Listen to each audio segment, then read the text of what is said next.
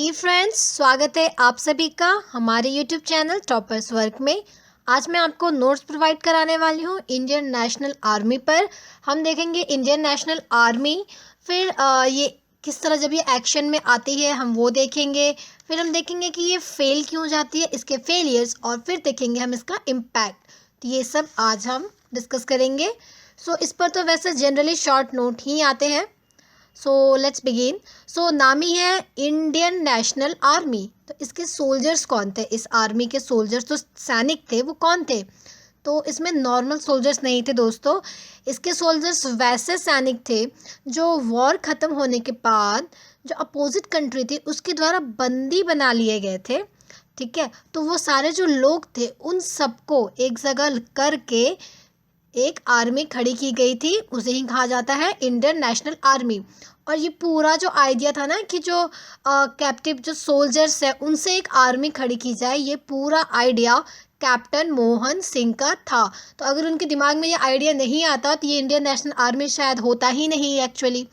सो ये पूरा आइडिया किसका था दोस्तों? कैप्टन मोहन सिंह का।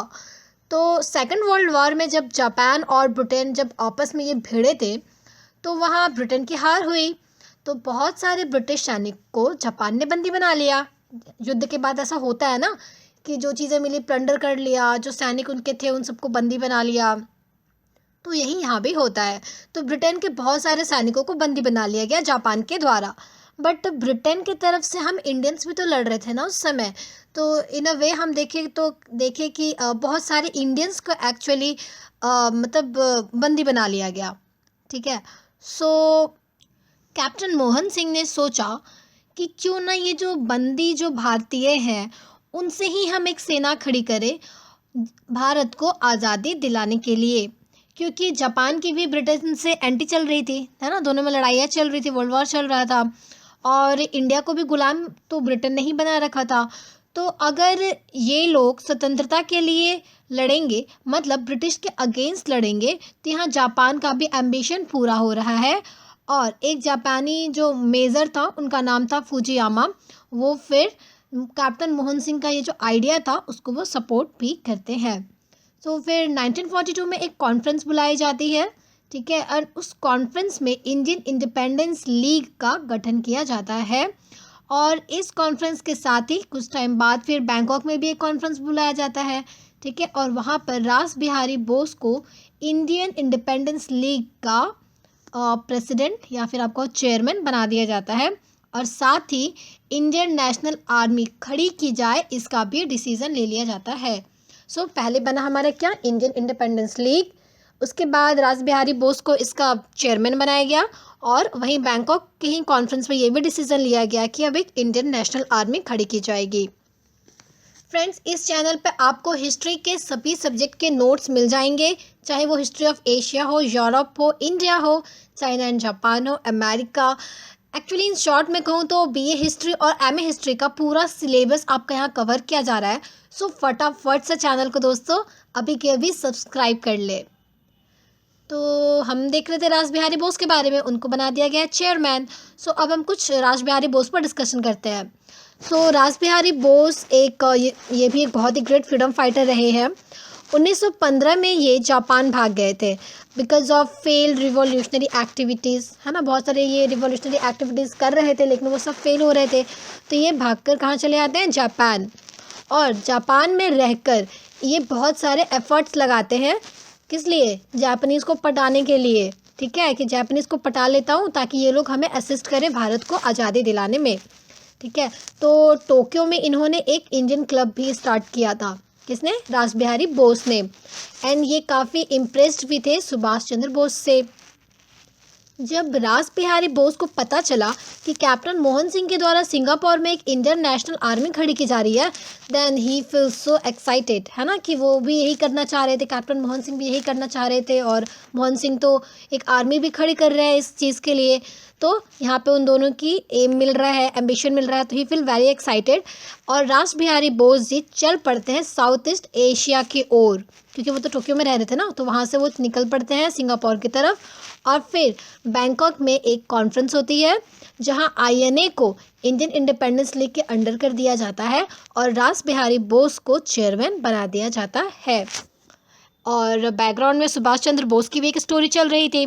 सो सुभाष चंद्र बोस ने जापान को मतलब जापान को नहीं, आपको कि मतलब सुभाष चंद्र बोस में ना जो जापानीज़ जो अथॉरिटी थी उनको एक मतलब एक लीडिंग पर्सनालिटी दिखा जो इंडियन नेशनल आर्मी को बहुत सही से लीड कर सकता था।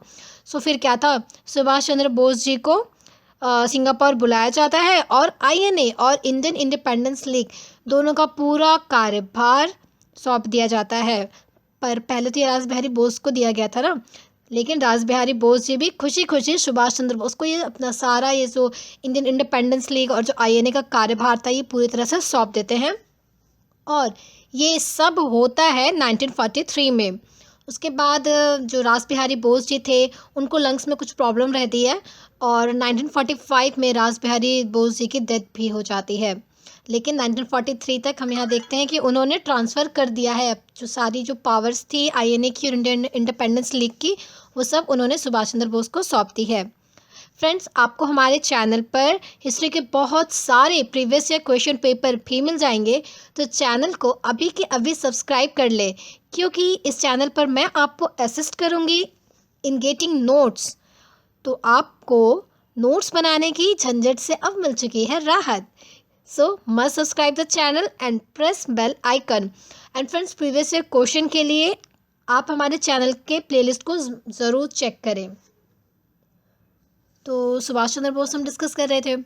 सुभाष चंद्र बोस जो थे उनको पूरा कार्यभार मिल चुका था आईएनए और इंडियन इंडिपेंडेंस लीग का। सुभाष चंद्र बोस जो थे वो एक प्रोविजनल सरकार भी बनाते हैं सिंगापुर में फॉर फ्री इंडिया। और वहीं जो मलाया जो पेनिनसुला है वहीं पर उन्होंने उनका एक फेमस जो स्लोगन है ना, तुम मुझे खून दो मैं तुम्हें आज़ादी दूंगा वाला, है ना, give me blood I will give you freedom. ठीक है, तो ये जो फेमस स्लोगन है it was given on Malaya peninsula, वहीं पर उन्होंने ये स्लोगन दिया था।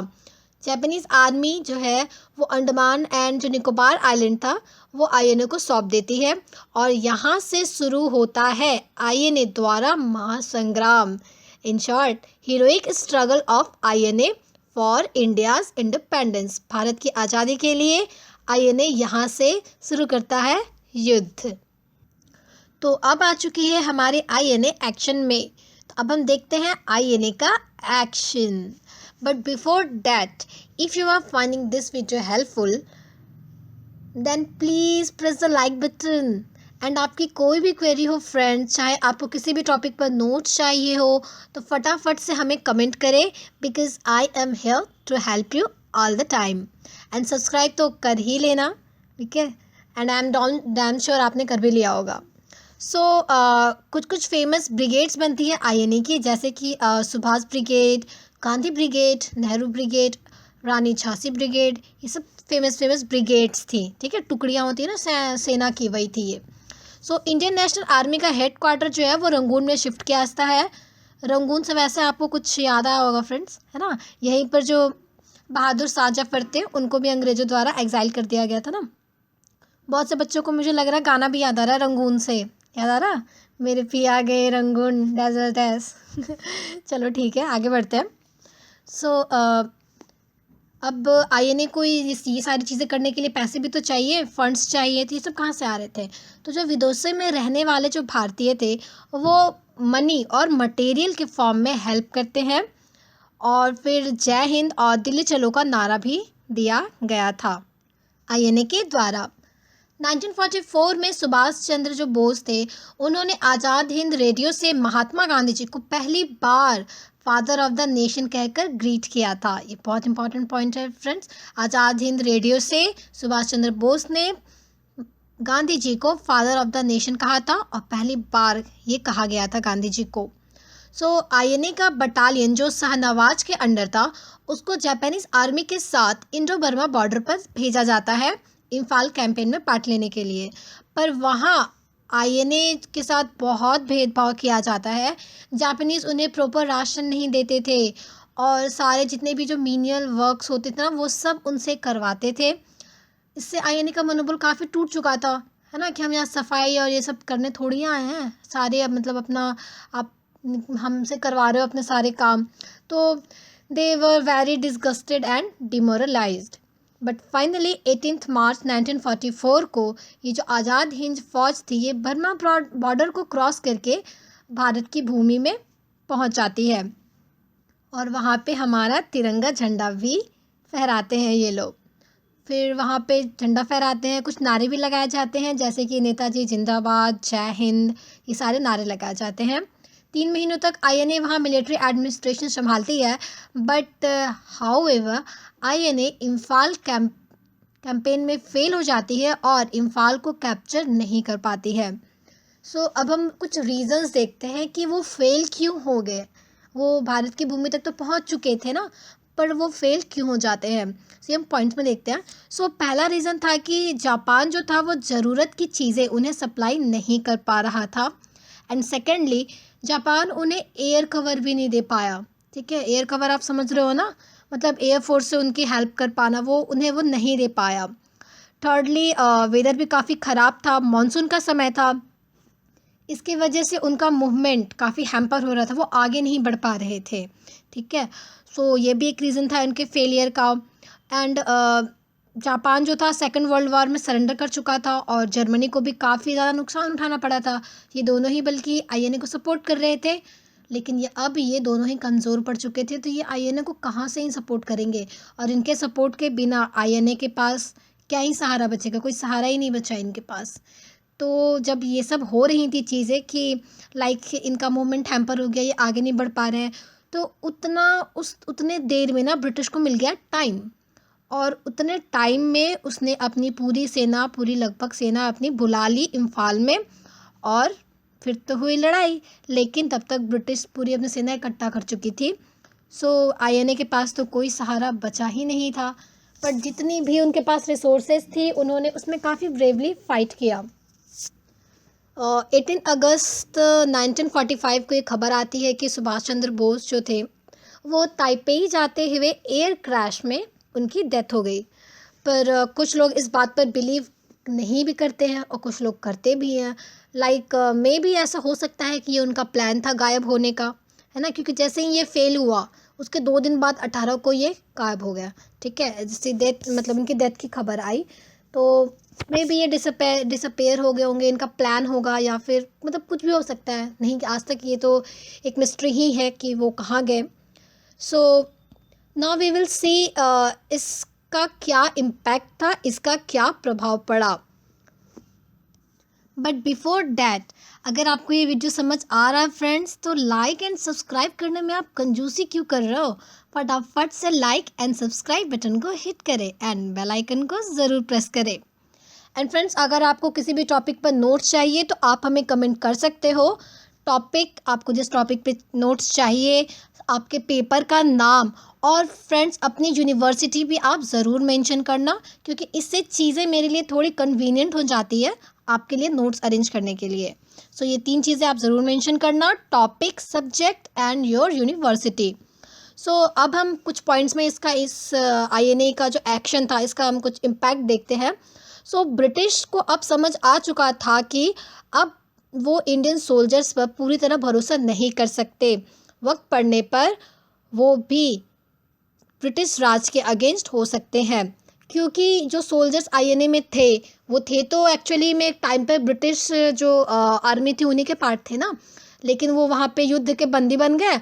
उसके बाद वो फिर आईएनए में चले गए और फिर वो वापस से उन्हीं ब्रिटिश के अगेंस्ट हो गए। तो इससे उनको ये समझ आ चुका था ब्रिटिशर्स को कि इंडियन सोल्जर्स पे हम पूरी तरह भरोसा नहीं कर सकते। सेकंड, इसका ये इम्पैक्ट था कि इस लड़ाई में हिंदू, मुस्लिम, सिख जो थे ना सभी मिलकर लड़े। कोई भी जाति और रिलीजन को लेकर के भेदभाव या डिवीज़न नहीं था आईएनए में। ठीक है। फिर थर्डली हम देखते हैं कि रानी झांसी जो ब्रिगेड था वो पूरा वुमेंस का ब्रिगेड था, है ना, उसमें सारी महिलाएं थी एंड उन्होंने भी काफ़ी ब्रेवली मतलब लड़ाई की, फाइट किया। और यहाँ वुमेंस जो है उन्होंने अपनी कैपेबिलिटी दिखाई that we are not less, हम भी किसी से कम नहीं है। एंड साथ ही विदेशों में जो रहने वाले भारतीय थे उन्होंने जिस तरह से फंड्स और मटेरियल के फॉर्म में इंडियन नेशनल आर्मी को सपोर्ट किया, उससे उन भारतीयों का भी कंसर्न दिखा अपनी मातृभूमि के लिए कि भले ही वो फॉरेन कंट्रीज़ में रह रहे थे लेकिन वो कितने कंसर्न थे अपने कंट्री के लिए, अपनी मातृभूमि के लिए, कि वो विदेशों में रहने के बावजूद वो फंड्स और मटेरियल्स के फॉर्म में आईएनए को सपोर्ट कर रहे थे। सो फ्रेंड्स, ये था हमारा आज का वीडियो। आई होप ये आपको पसंद आया होगा और आपने लाइक एंड सब्सक्राइब ज़रूर कर दिया होगा। सो फ्रेंड्स, फिर मिलते हैं नेक्स्ट वीडियो में एक new question paper analysis and notes के साथ। Thank you.